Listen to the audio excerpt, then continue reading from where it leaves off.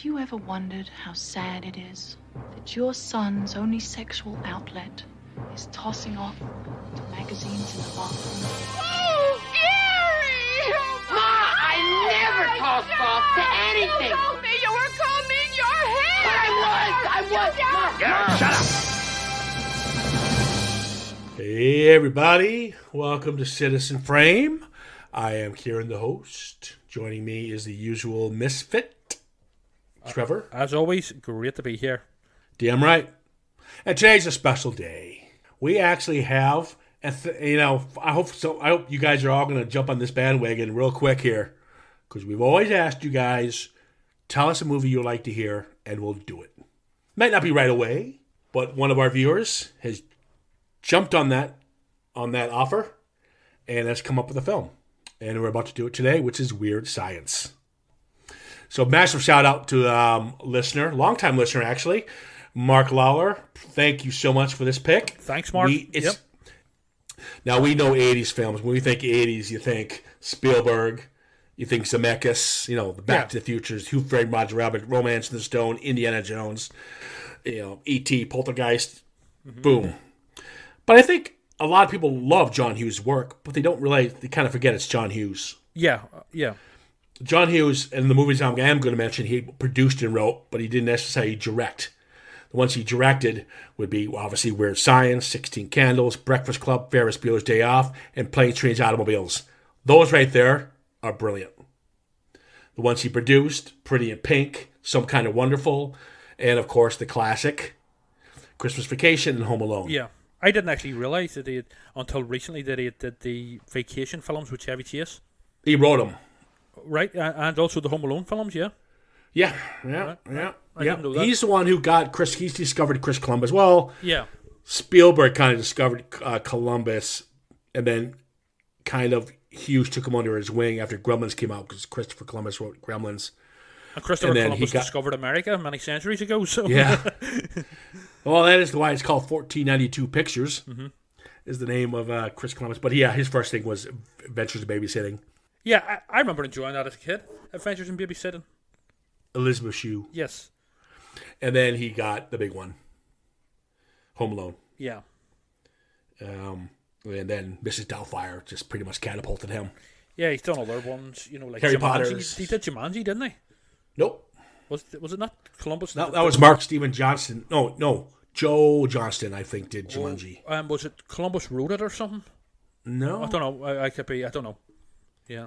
Well, we're talking John Hughes. We're going all over the place. But that's cool. Those are two guys I respect. And I'm glad we're talking about. John Hughes died way too young. So sadly, we don't get his films anymore. And you know what? We don't get films like this anymore. That's why I'm going with all this after taking quite a few minutes. I was thinking that as well. High school comedies that are actually a bit sort of silly and crude and over the top and daft. I think the last high school comedies we probably got were the American Pie films. Oh God, not even close. But yes, they would be the closest, I guess you could say. Oh no, they wouldn't hold a flame to John Hughes' films, which are actually clever. I haven't heard one person who hates The Breakfast Club. Yeah, I know. Yeah. 16 Cans. They're films that are comedy and they can be vulgar at times. Yeah. But we always talk about going full circle and have arcs, and they have real issues and real problems. It's my favorite John Hughes film. Yeah, Breakfast. Mine's. I like all of his stuff. I'm gonna be honest with you, but Ferris Bueller's probably the closest. But Ferris Bueller's good. Yeah, it would be my two favorites would be The Breakfast Club and Ferris Bueller. But then you talk about Planes, Trains, and that's a fucking classic. I haven't seen that since it was originally released. Video back John Candy. Yeah, Steve Martin is it as well? Yeah. I haven't seen it since it was originally released back in the 80s on video. Yeah, just good stuff. But he always has a point. There's a method to his madness, and his stories always have heart. And you always root for. That's right. Yeah, you always root for the underdogs, and every character he puts in his films are underdogs. And that takes us to Weird Science. Now, in researching Weird Science, it's kind of fun because this is based on a comic. This is actually based on a Tales from the Crypt issue. It was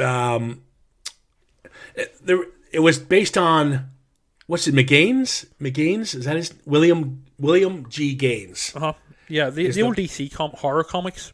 Yes. Well, it's based on Tales from the Crypt, called Made of the Future. And that's where they got this idea. And this was actually bought by Joel Silver, because Joel Silver started in comedies. Yeah, and then obviously Joel Silver would go on to do action blockbusters like, Matrix and stuff. Well, there's definitely a sort of Tales from the Crypt sort of EC Comics sort of vibe to this film. There's no doubt about that. Yes, 100%. They probably just took it and made it a comedy. Of it, Yeah, exactly. It's very... well, I guess you could say that Tales from the Crypt because of Frankenstein feel to it. Mm-hmm. Oh, I will. Yeah. But it also gave us Oingo Boingo. First time Oingo Boingo did a soundtrack with Weird Science, and this is before Danny Elfman left and obviously became the composer he is today. Yeah. It had Robert Downey, one of his first roles. I forgot Robert Downey Jr. was in it until I rewatched it for the podcast. Robert Downey Jr. and Anthony Michael Hall were both on a show at this time. So they worked together. Yeah, Saturday Night Live. Mm-hmm. And it was horrible. They even said it. They were horrible in it. It was the year Eddie Murphy left. He had to leave to go, obviously, because Billy was Cop was so big.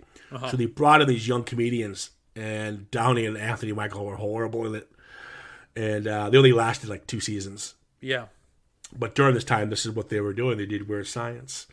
And the great thing about I've always been aware of Saturday Night Live, but I've never they never showed it here in the UK. But I've always been aware of it, if that makes sense, Yeah, I'm surprised he never took over. Oh, maybe he wanted because a lot of it's American humor, American culture, so it might not have rubbed off. But this day and age, it might, with the internet and everything like that. Yeah. People might get it. But this film came out, I think, primarily became, you had this craze of nerds. Everything was films. Nerds. We just talked about a crap load of them from John Hughes, 16 Candles, Pretty in Pink, yada yada. Mm-hmm. But you also had Revenge of the Nerds, My Science Project, Real Genius, and those are films taking and nerds and making them the heroes by some kind of. Well, you said earlier that you don't get these films anymore. One of the reasons for that is that these films are considered by many quarters, not myself, I must stress, to be problematic and sexist. Oh dear God! It's basically There's people consider them to be offensive now, even though they're complete fiction. I mean, so there was I think it was Vanity Fair run an article, or it was a big publication anyway, saying that Revenge of the Nerds promotes rape culture and toxic masculinity and all this sort of thing. So that means Animal House must be banned. Yeah, well, yeah. Well, basically, what bugs me about this is these people are confusing fiction with reality. I don't believe for a second that the makers of these films were actually really promoting, these guys, watching girls shower or whatever. It's meant to be a gross out comedy. These people who are writing these scathing articles about these types of films are missing the point completely. And the people who say rape culture when it comes to Revenge of the Nerds and Weird Science. Mm-hmm. They're the people we need to be scared of. Yeah. I mean, if you're watching something as harmless as Weird Science and Revenge of the Nerds, yeah, what the fuck's there's and you get ripe out of it, mm-hmm. There's something mentally wrong with you. Yeah, I mean, it's these films were certainly they were of the time of the 80s and stuff, but there's certainly nothing sort of overly offensive in it. They're meant to be gross out comedies. These people are removing all context completely, and they're basically just blogging nonsense, So I mean, this one's gonna be pretty quick and to the point, really. Weird Science, there's so much to it. Yeah,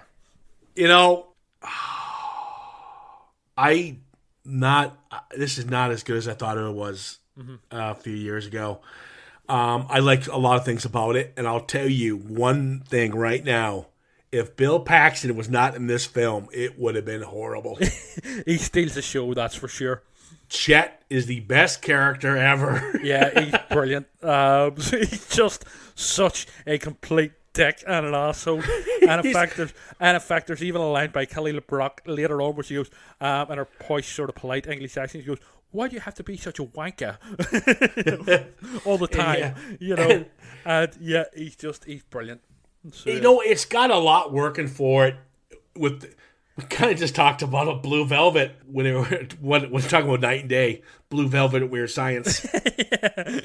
yeah. But it's the supporting cast that kind of help it. Yeah. Even the cameos by Wes and Paluto. Yes. Michael Berryman and Vernon Wells for the Road Vernon Warrior and Wells, the Hills of Eyes. He's basically playing the same character that he plays in the Road same Warrior. makeup. Yeah.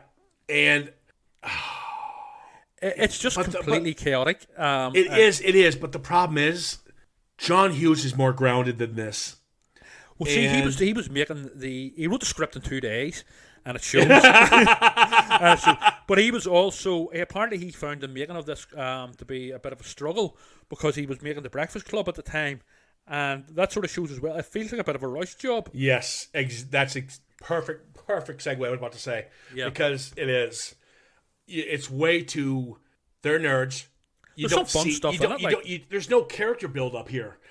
You have Downey, Robert Downey Jr.'s characters. Yeah, so what is it? Max and Ian. Yes, and they're the bullies, but they're not. You don't really see them doing anything. They do one little funny thing in the beginning. There's no.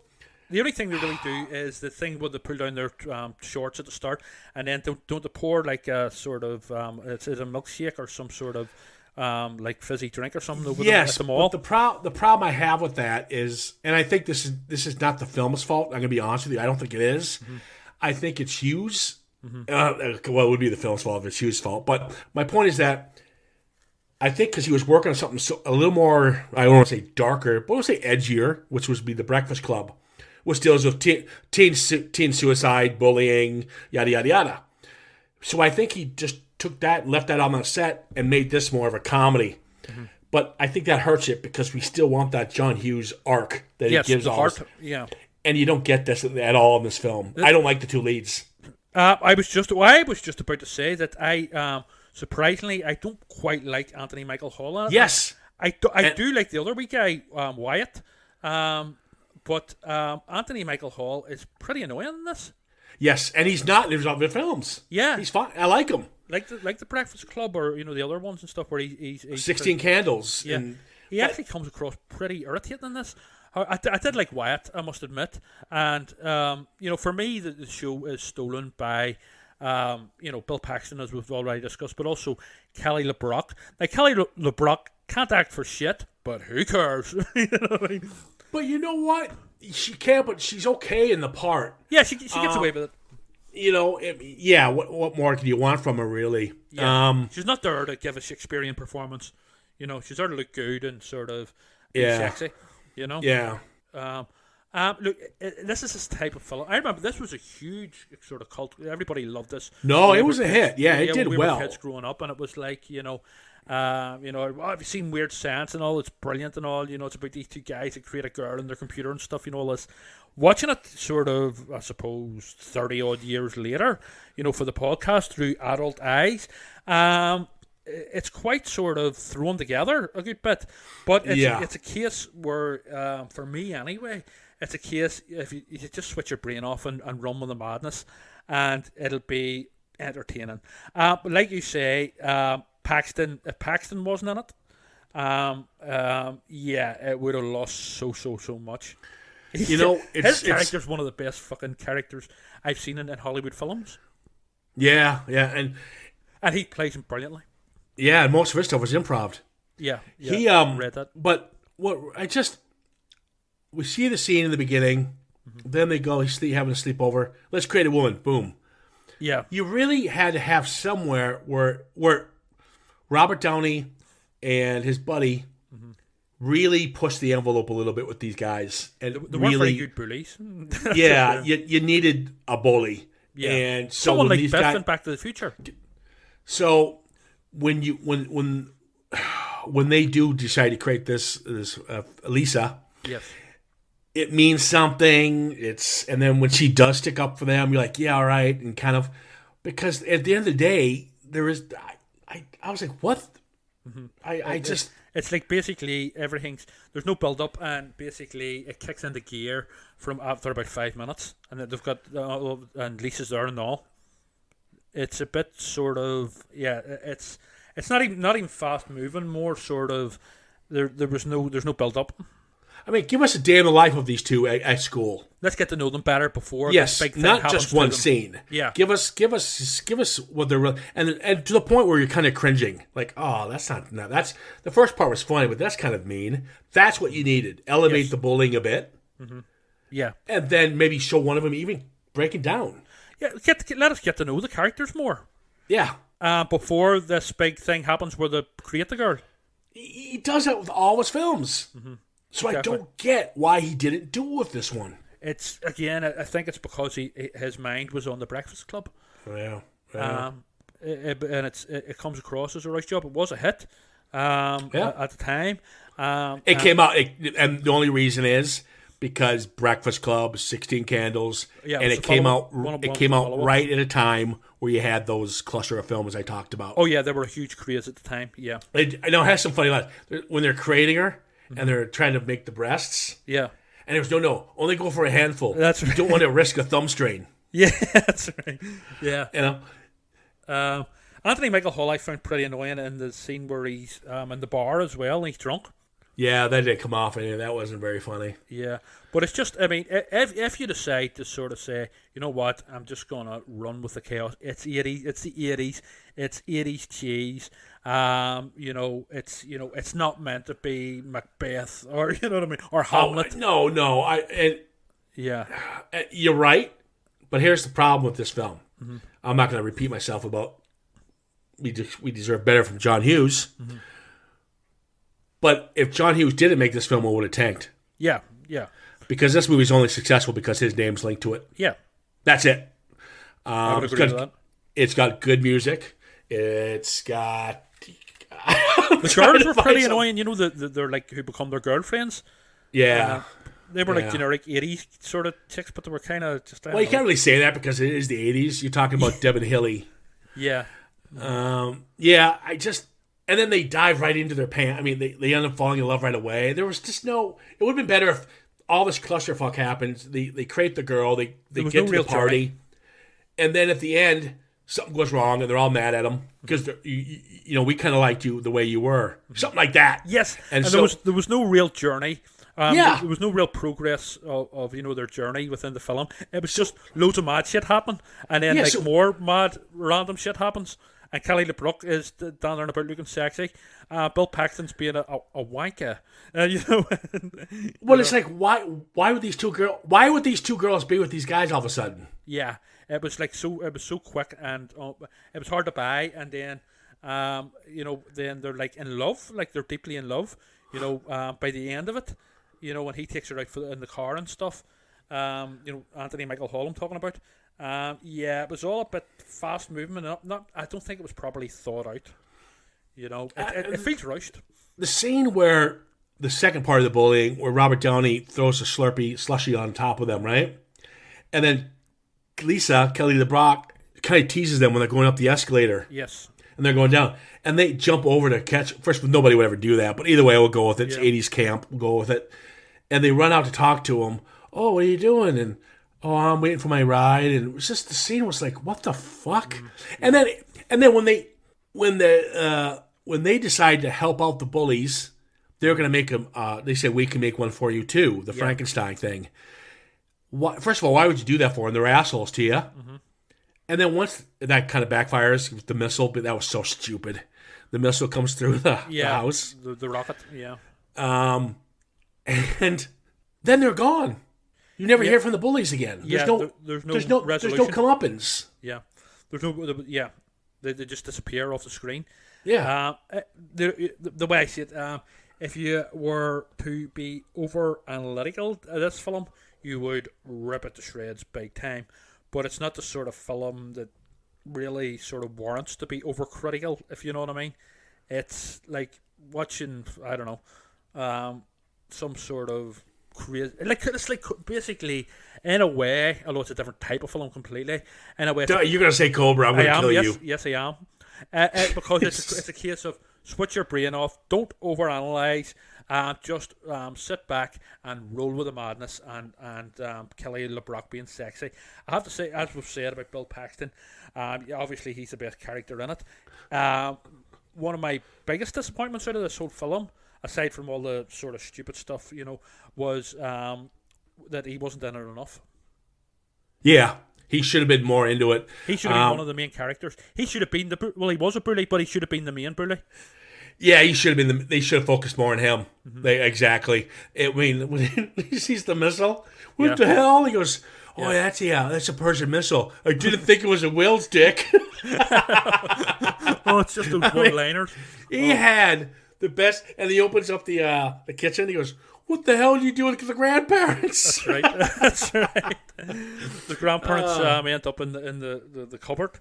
So they do in the end. But I mean, he's walking about with his flipping arse and all out and everything. And he goes when Wyatt and they come back home. They come back from Anthony McGall's been drinking. Yeah. And he goes, "Ooh, do you need a nice greasy pork sandwich served on a dirty ass tray?" That's right. And he to make him puke. And I guess Bill Paxton said that's a real line his father told him when he came home drunk one night. That's right. I read that. That's right. But I could talk about Chet the whole time. Oh my God, when he's that big blob, and that was actually Bill Paxton in that suit. Yeah, partly. Well, not all of the scenes, but apparently in some of the scenes. Yeah. I mean, it's bonkers, like, you know what I mean? It doesn't make any real sense at all in any sort of logical way. But I don't mind if the film doesn't make sense. I'm going with the Frankenstein girl story. I'll go with the missile. But the problem I had was the bullies, the girlfriends, and the two dorks. Yeah. There was nothing there. There was no chemistry. There was no backstory. There's no aftermath. It was just what? It was poor characterization. They were just like, it was the other supporting characters around him that elevate this film. Chet, Kelly LeBrock, and the cameos by Michael Berryman and Wes from The Road Warrior. Yeah. And again, I think they were fun. Because they're these big macho guys we know from the horror films and Road Warrior and all. The Hills Have Eyes. But then and he's like, "Oh, your mom's got a real nice house." Yeah. But at the end of the day, I'm a teacher. Wes would have killed them. Yeah, no matter what. I just thought the final showdown to make these guys cooler than they are. The execution wasn't great. Yeah, I don't know what I was to say. I mean, there's some great lines in it, like when Kelly LeBrock goes to the mom's house and he goes, "Do you realize your son's only sexual gratification is tossing off to magazines in the bathroom?" Yes. And the mother goes, "You told me you were combing your hair." Yeah, that's good. Mom, I do not. I really did enjoy that scene. Where, but that's what we should have had more of. Yes, exactly. And the gross out stuff. You know what I mean? Because that's what being a teenage boy is all about, the gross out stuff and the toilet humour, Yeah. You know what I mean? And that's what people watch these types of films for. Yes, there's some of it in there, but there should have been more. And the sad thing is, it's a movie that's still beloved today. And I'm cool that it's John Hughes on it. I'm glad it's getting promoted. But all we're asking is for a couple tweaks. It's not we're not go back and refilm this and this. Yeah. Just tweak it a bit. Give us, it's 93 minutes. Give us 10 minutes of something else to show these guys are really down in the dumps and something's got to give.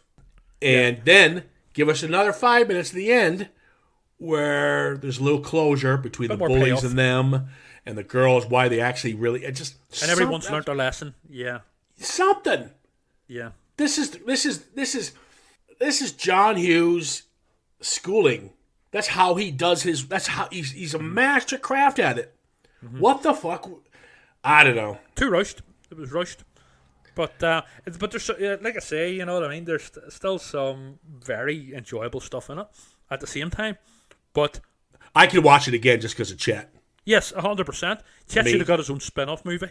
Oh, I would have paid. Bill Paxton's so funny in it. He's just a complete dick. And see, the best about it, what's great about the character is, see, when I was growing up in that same period, see a lot of the older boys that we were sort of friendly with and all, they were just like him. They were complete wankers, as Kelly LeBrock would say as well. You know what I mean? They were complete assholes as well. So it resonates so true. You know what I mean? Even though it's like an over-the-top character, It's fucking. It's very, it's brilliant. Yeah, but I knew Chet. Let's just say when I was growing up, I knew Chet. which version?